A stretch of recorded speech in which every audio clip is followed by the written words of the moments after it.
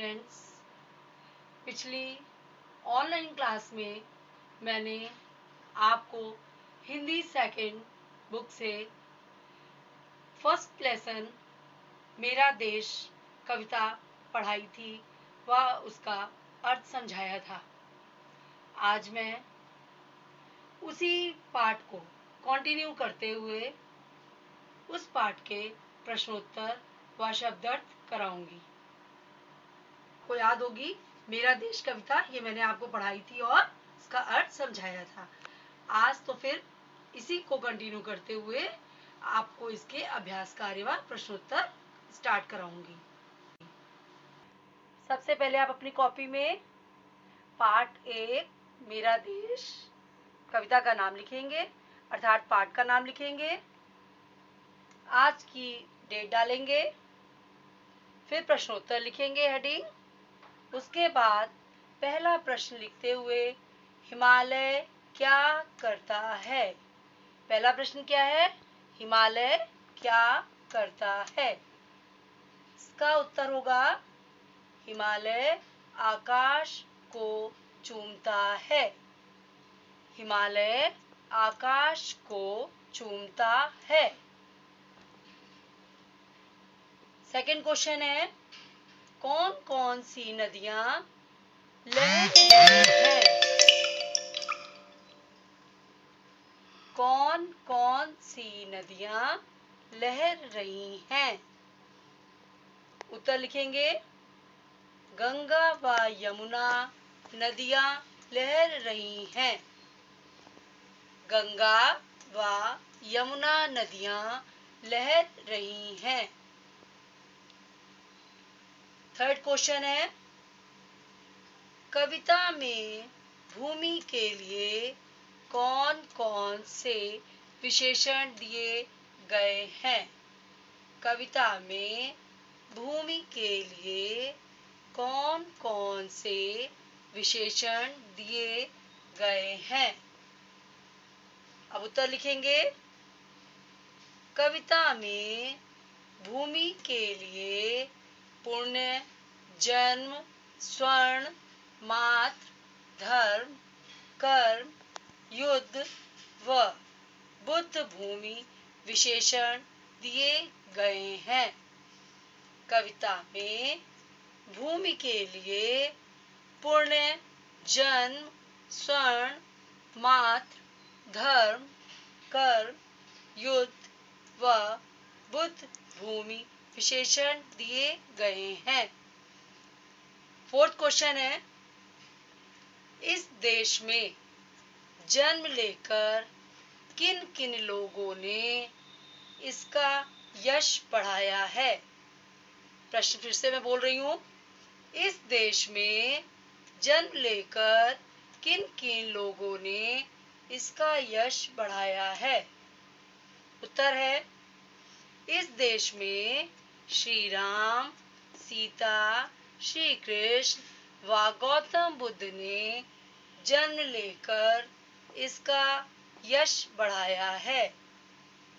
इस देश में श्री राम, सीता, श्री कृष्ण व गौतम बुद्ध ने जन्म लेकर इसका यश बढ़ाया है।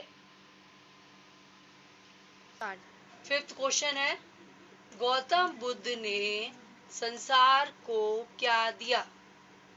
गौतम बुद्ध ने संसार को क्या दिया? उत्तर है, गौतम बुद्ध ने संसार को जीवों पर दया करने का ज्ञान दिया।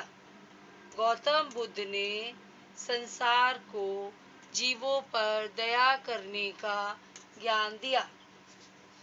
प्रश्नोत्तर के पश्चात अब आपको अभ्यास कार्य करा रहे हैं। व्याकरण बोध में क है, समानार्थी शब्द लिखिए। समानार्थी शब्द लिखिए। बच्चों, समानार्थी माने क्या होता है? जिसका की समान अर्थ हो, जिसकी की सिमिलर मीनिंग हो। मात्र माने माता, माता को हम माँ भी कह सकते हैं, जननी भी कह सकते हैं। अनेक शब्द हैं, लेकिन आपको यहाँ पर एक ही शब्द लिखना है। स्वर्ण माने सोना, सिंधु माने सागर, आकाश माने आसमान, भूमि माने पृथ्वी। फिर से बताते हैं, मातृ माने माता, स्वर्ण माने सोना, सिंधु माने सागर, आकाश माने आसमान, भूमि माने पृथ्वी। ये आपका क एक्सरसाइज समानार्थी शब्द हो गया। अब ख है, सुनने में समान लगने वाले शब्दों के अर्थ स्पष्ट कीजिए। ये वे शब्द होते हैं बच्चों जो कि जिनके अर्थ तो अलग होते हैं, भिन्न होते हैं, लेकिन सुनने में हमारे कानों को वो एक जैसे लगते हैं। जरा सी मात्रा का डिफरेंस होता है दोनों में। पहला है सुना। सुना माने कानों को सुनाई देने वाला। सुना। अब देखिए यहाँ पर छोटे ऊ की मात्रा है, यहाँ पे बड़े ऊ की मात्रा लग गई। सूना। सुनसान। सूना माने सुनसान यानी सन्नाटी स्थान। कल माने आने वाला कल या बीता हुआ कल। कल माने कोई भी कल हो सकता है। काल। काल माने मृत्यु। बुद्ध। बुद्ध माने महात्मा बुद्ध। और बद्ध माने बंधा हुआ। बुद्ध कहा गया है महात्मा बुद्ध को। बद्ध माने बंधा हुआ। जग माने संसार। जाग माने सोकर उठना। जग माने संसार, जाग माने सोकर उठना। तन माने शरीर। तना माने पेड़ का निचला मोटा हिस्सा। तन माने शरीर, तना माने पेड़ का निचला मोटा हिस्सा, जिस पर कि पूरा वृक्ष खड़ा रहता है, उसको बोलते हैं तना। अब बच्चों आपको आशा है ये पूरा पाठ समझ में आ गया होगा।